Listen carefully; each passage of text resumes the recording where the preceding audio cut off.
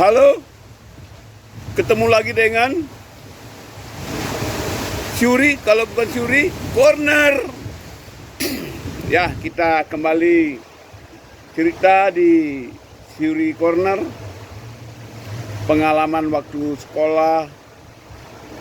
Pas waktu sekolah itu saya kelas 4 SD. Jadi guru bertanya, "Ya murid-murid, angin itu adalah udara yang bergerak." Jadi Pak Guru bilang, "Siapa yang pernah lihat angin?" Langsung saya angkat tangan. "Hei, ayo bagaimana? Kenapa bisa dilihat angin?" Itu buktinya. Pas di samping sekolah itu ada ram. Ram ada tanaman pisang. Jadi waktu itu memang kebetulan anginnya kencang. Saya lihat daun pisang itu goyang-goyang, itu boleh dikatakan terhelai atau apa. Goyang-goyang. Jadi saya jawabannya, "Saya pernah lihat Pak Guru, itu angin. Buktinya daun goyang-goyang." Nah, jadi ternyata barang angin ini memang ada, bukan bisa dilihat. Makanya Pak Guru bilang, angin itu berasal dari udara yang bergerak. Itu dikatakan angin. Jadi angin itu betul-betul tidak bisa dilihat. Waktu itu saya tidak tahu. Yang penting saya melihat itu daun bergerak, berarti itu ada angin. Berarti saya bisa melihat angin. Jadi waktu itu memang pas guru ini agak kejam. Ya, dia ambil itu mistar, yang mistar panjangnya 30 cm. Dia bilang, tangan kiri alas di meja. Begitu saya pasang, dia pukul, plak! Sakitnya luar biasa. Dia suruh lagi simpan, plak! Memang ya begitulah kalau guru kejam, anak murid juga nakal dan bodoh, ya wajar kita terima hukuman. Jadi sekarang intinya memang kita ini harus jadi orang cerdas berpikir, dan harus kita cerdas juga apa yang kita lakukan. Karena banyak orang satu kali kegagalan itu sudah takut, tidak mau mencoba lagi. Kalau bagi saya mungkin sudah 1000 kali kegagalan. Ambil satu usaha gagal. Ambil satu usaha gagal. Jadi hidup saya ini sudah seperti ini. Tidak bisa berkembang karena banyak kali kegagalan. Tapi dengan berkat Tuhan Yang Maha Kuasa, semoga kita bisa tetap sehat-sehat. Karena hidup ini tetap punya impian. Impian saya akan harus bisa. Apapun keputusan saya harus saya lakukan.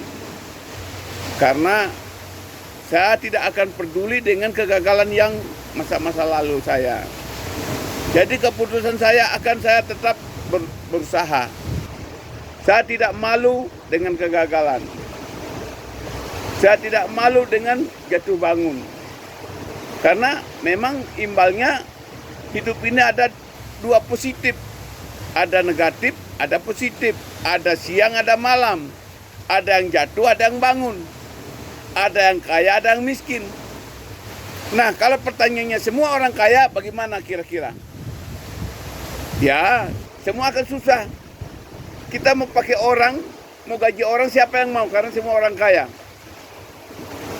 Karena pernah kemarin kerja-kerja rame-rame, mudah-mudahan ada hujan uang. Ya, kalau sudah hujan uang kan berarti semua orang kaya. berarti akan susah. Karena sebab apa kalau sudah kaya? Orang tidak mau jual karena sudah kaya. Jadi orang yang mau butuh apa tidak bisa karena sudah semua kaya. Jadi yang saya bilang, kalau uang jatuh, hujan jatuh uang, berarti yang bisa ambil itu adalah orang kaya. Pengertiannya kalau sudah orang kaya dapat uang itu, berarti tetap orang miskin akan masih membutuhkan. Tapi itu kan bahasa dongeng. Ini kan namanya cerita, orang bilang cerita-cerita doang, tong kosong berbunyi nyaring. Tapi sekarang hidup ini harus punya kebebasan waktu. Jangan kita selalu kerja terus. Orang bilang, kalau kita kerja terus, tanpa punya waktu istirahat, akan susah juga. Karena fisik kita lemah mau kerja terus. Tapi kita harus punya kebebasan waktu. Waktu istirahat ya kita istirahat. Waktu ada hari raya ya kita harus refreshing, santai-santai, atau nikmati makan kuliner yang dimana ada yang enak-enak sekali-sekali. Ya intinya itu hidup. Karena memang semua manusia membutuhkan harta. Tapi sekarang kalau kita kerja keras mencari harta, mati-matian cari harta, kalau kita mati kan tidak bawa harta. Pertanyaannya itu. Kalau bahasa Balinya, hidup ini perlu ngalempugan. Setelah mati kita tidak bawa empugan. Nah itu peribahasa Balinya. Kalau bahasa Indonesianya ya begitu. Kita tidak perlu kerja keras mati-matian cari harta tanpa peduli dengan kesehatan kita, tanpa peduli dengan waktu kita. Tetap kita kerja keras. Setelah kita kerja keras, tapi sudah sakit, sudah stroke, sudah mati. Nah, apa yang kita bawa? Tidak ada kita bawa harta. Paling, ya, yang di kuburan itu mungkin 1 meter, ya 1 meter dapat bagian. Jadi yang di kuburan itu tidak memilih orang miskin, orang kaya, tetap 1 meter yang digali itu. Jadi, marilah kita menyadari diri. Mungkin ada yang rasa tidak senang, atau hidup ini memang betul-betul masing-masing punya talenta, punya rezeki. Marilah kita saling berjabat tangan, saling menghormati antara yang lain. Intinya adalah kita punya waktu. Kebebasan itu adalah, orang bilang, hidup ini jadi damai.